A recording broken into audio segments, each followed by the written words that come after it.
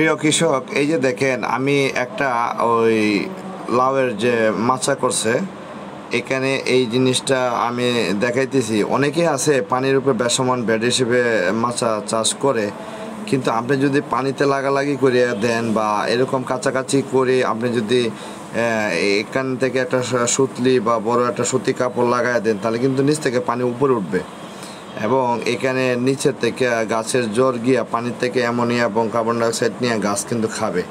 এতে এই পুকুরের পানির পরিবেশ ভালো থাকে এবং এই পানিতে যত অ্যামোনিয়া আছে সব নিয়ে নেবে। তো যারা অনেক উঁচু করে করেন, পানির সাথে যোগাযোগ থাকে না, তখন চিন্তা করবেন এরকম একটা ছোটো বেটে কতটুকুই আর ভিটামিন আছে, কয়টা লাউ বা হইতে পারে। তবে আপনারা যদি এগুলো লম্বা করে 50 ফিট 60 ফিট লম্বা করে এক কাতারে ছোটো করে করতে পারেন, তাহলে ডাবল সুবিধা। কেন? কারণ লতা পাতা চাষের সময় দেখবেন লতা পাতা যত লম্বা হয় তার জড়ও তত লম্বা হয়। অর্থাৎ সে যত বেশি জায়গা পাবে খাবারের জন্য, যাওয়ার জন্য দ্রুত মানে একটা লত এইদিকে আসবে, একটা লত এদিকে যাবে, লম্বালম্বি। এখন থেকে এখানে শুধু ঘুরায় পেঁচায় এক জায়গায় থাকবে, এই জন্য লম্বা করে করবেন।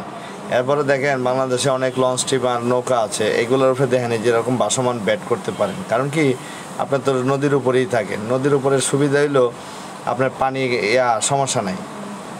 যে জায়গাটা আপনি ইউজ করেন না সেই জায়গাটায় আপনি একটা ছোটো অস্থায়ী মাছা করতে পারেন ড্রামের মধ্যে মাটি নিয়ে, তখন কিন্তু নদী থেকে পানি দিবেন, গাছে ফল হবে প্রচুর, আপনি এখানে থেকেই আপনি রান্নাবান্না করে খাইতে পারবেন। এতে আপনার সুবিধা। এটা আমি পরীক্ষামূলক একটা দিলাম ছবি আপনাদের সামনে বিস্তারিত করলাম, যে আপনার ভাসমান কোনো আছে এটার মধ্যে স্থায়ীভাবে আপনি করতে পারেন। অনেক সময় ভাসমান রেস্টুরেন্ট পাওয়া যায়, এটা ছাদে করতে পারেন। এই প্রোডাক্টগুলো কিন্তু অথেন্টিক। এবার আপনারা যদি সবজি চাষ করেন, কারণ আপনার কাছেই পানি, দিনে একবার পানি দিলেন, সব মাচা কমপ্লিট, সবজি হইল।